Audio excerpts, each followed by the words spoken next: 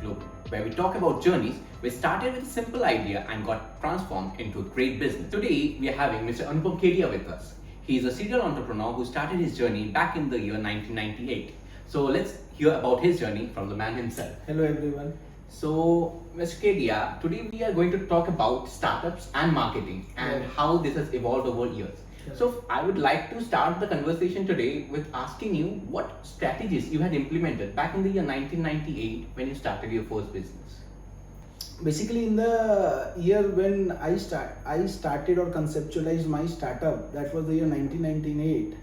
But I would like to say about the late 1990s, when basically startups were there. Like I started my own business as a startup in the year 1998.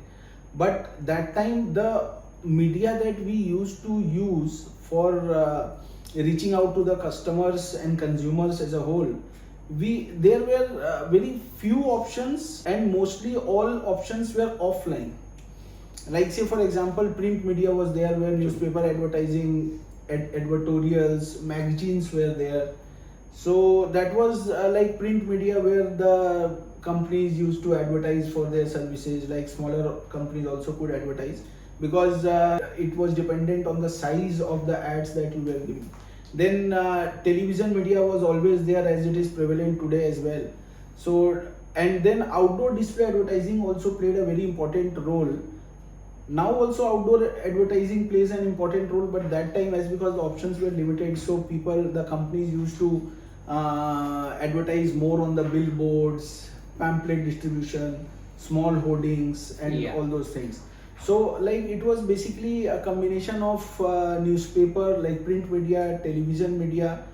Then cable television was also evolving at that particular time. So ads were running in the cable. I remember back in the year 1990s, the late 90s and early 2000s, like it was a fascination for most of the people to have at least a television in their house. Correct. So that time, yes, So and radio was also very popular at that point in time, and radio was basically a conservative and cost-effective way of advertising and reaching out to the masses. So these were the basically, if most I remember, things most which people were actually getting acquainted then, with. trade fairs and all were of course there. Like now the trade fairs have been evolved. They have evolved as a completely different ball game altogether. The trade shows and all are in a very huge way. It has managed. Grown by but that point of time, the trade shows and all were also with like less capital involved, less fanfare, and all those things were there.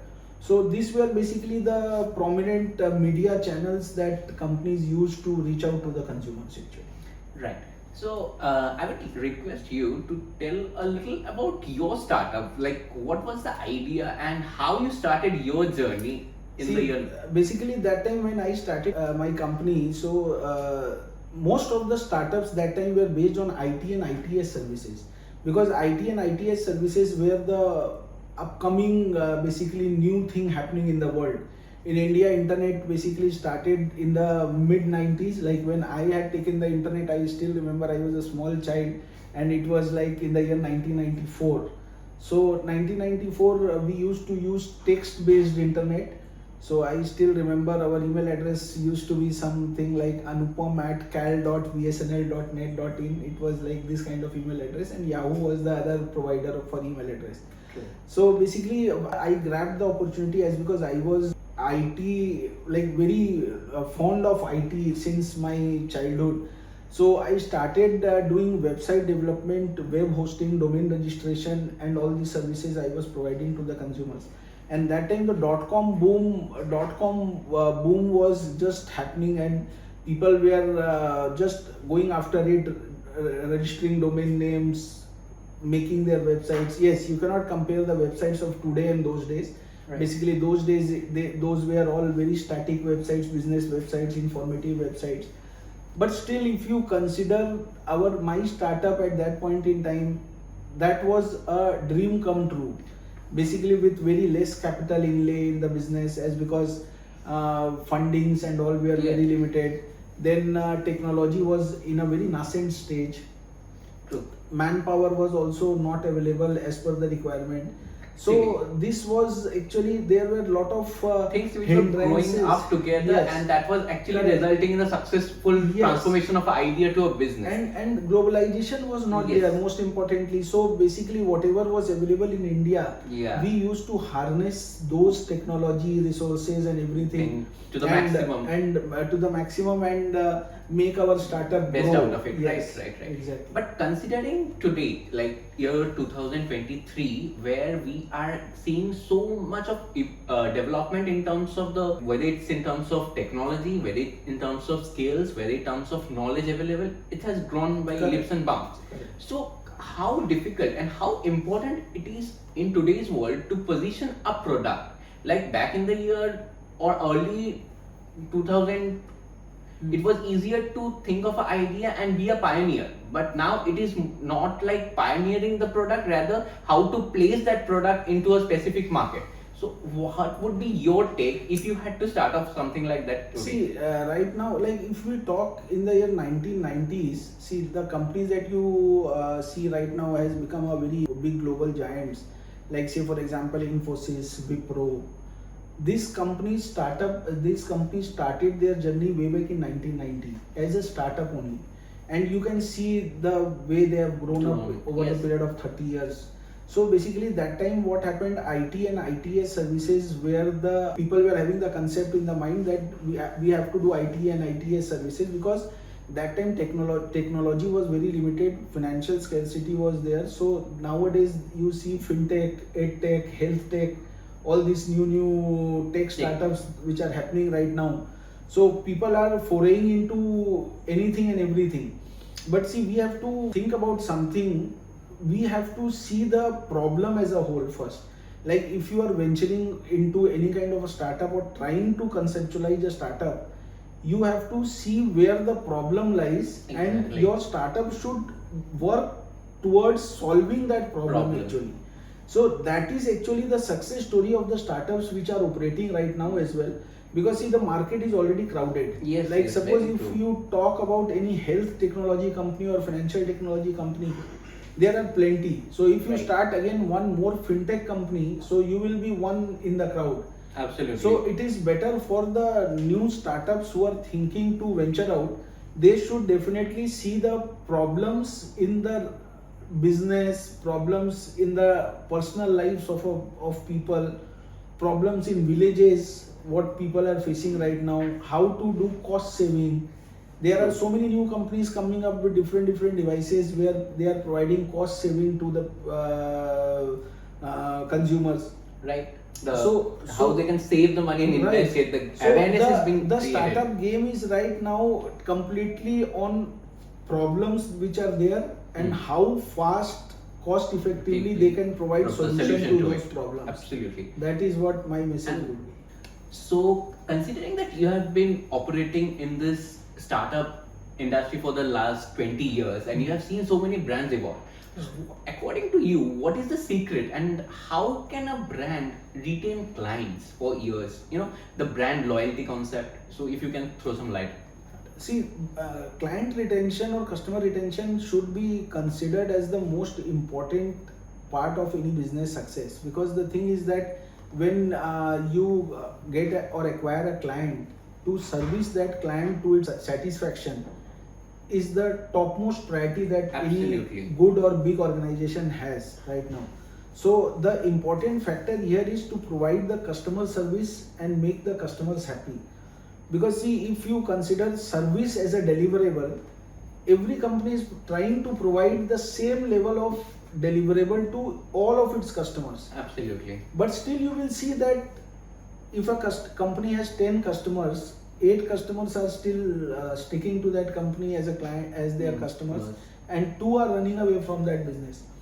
So see, you cannot always make 10 out of 10 customers happy in any business, because there will be a lot of factors which would make them drive away from you. But still the 8 customers who will always be with you is because of your customer service that you are providing to them and the value that your customer thinks in you. that the value that you can inculcate or provide to them, that the next door company will never be able to provide to them.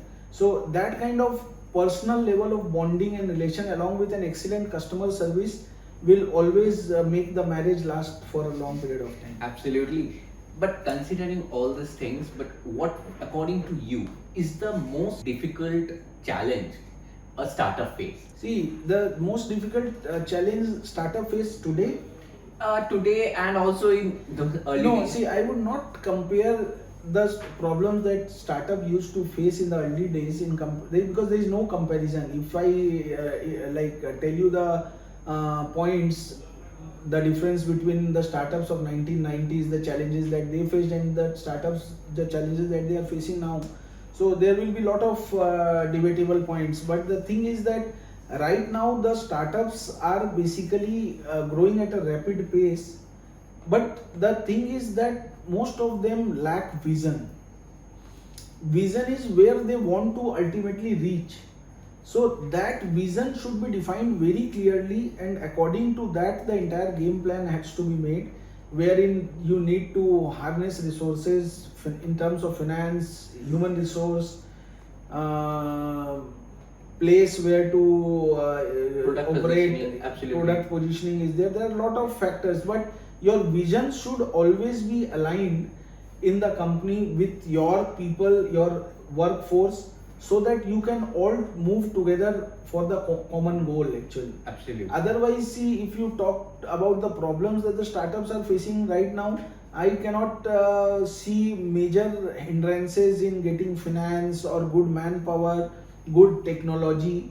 So everything is ready for the startup. They just need the concept, and the concept should be great. See, because again, as I said before, that in this crowd, if you just be one more, Yeah. so you will It will always not make face any difficulty. difference. Yeah, Absolutely. right. So ultimately, the thing is that you need to be unique in your deliverable, and then you have to provide top-notch customer service, because see, nowadays the customers are very conscious about the quality of the products. Absolutely. So like people are ready to pay more if you can provide them with top-notch quality. So that is again a very important factor which should always be kept in mind, that nowadays this new generation, the generation before this, they are all very quality conscious, and quality conscious quality products should be made available for the consumers, and along with it the vision should be there, that where they want to reach. So Absolutely. 10-15 years vision, if it is clearly defined, I think there is no one who can stop the startup to grow at a rapid pace and one day become like companies like Infosys, Wipro and Tata. True. So, but while a startup is growing, they implement several strategies, several ideas in terms of their marketing campaigns. So, what matrices should they consider? When they thought or strategize a marketing strategy, what matrices should they consider to consider that yes, this has been a successful marketing campaign for us? See, this is a very, if I answer you, this will be a very vague answer, because again, if you, it will totally depend on the product positioning, the kind of product you have, the kind of market you want to approach to, the kind of, if it will be a local product, national product, or outside the country. So there are a lot of factors when you choose your media, which you want to use in order to promote your product or services. So if, for example, social media is so popular these days, and it is helping people reach to the masses at very low cost in comparison to the television media and print media. But again, the thing is that if you are a national player or international player, you have to still go with television ads. Newspaper ads are again very localized. Like if you want to reach people in a particular city or state, you can go ahead with the print media. Because if you want to go national, you have to give advertisements in 100 newspapers. Because India is a subcontinent, basically. It is not a small country. And then again, billboards will depend only where you want to place your ads. So there are different propositions for selecting media as per your, again, same thing. What vision you have, where you want to reach ultimately. If you have to start small just with your city, there are plenty of options, including social media, search engine marketing. The digital marketing plays a very big role in promoting your product these days. But along with it, there are other media channels also which you can consider as per your budget and your target audience, as simple as that. So we have almost come to the end of this session, and before we conclude this session, I would just request you if you can give one piece of last advice to this new generation of entrepreneurs. See, to the new generation of entrepreneurs, basically, I would like to say that they should use technology with proper care, because as technology is evolving day by day, there are downside and upsides to the technology. So it should be used with proper thought. Otherwise, technology can lead you nowhere as well. You should always consider your mental health and well-being. You should be connected with your family and friends all the time, because after this invention of smartphone, I believe people spend most of their time using their smartphone rather than interacting with their even family. Then I would also ask them or advise them to always follow their passion and move ahead in their career which drives them. It is very easy to copy people, but if you like you are doing something, it is never compulsory that I will do the something and I will do the same thing and I will get success out of it. Then life should always be made a ongoing learning process. Like in different countries outside India, people follow always skill based learning. The same thing should be inculcated over here, wherein given at any age you can put different kind of skill sets and upgrade yourself, because this is a very challenging times right now. True. So you should always have good skill sets to be dynamic, and Absolutely. You can change according to the challenges that come in your life. Then you should always be learning to fight the challenges by having critical thinking, because if you have critical thinking with you, you can analyze what is right and what is wrong with you. Just by somebody's advice, don't venture out into anything without first analyzing whether that is good or bad for you. True. Because that is the most important factor for anybody who is being successful at any point of time. I think I have covered most of the points. Thank you so much. Thank you, Anupam, for being a part of our first episode. Thank you so Thanks to all of you for being a part of our episode 1. We will be back with yet another episode, and there will be a new guest. So till then, stay tuned. Thank you.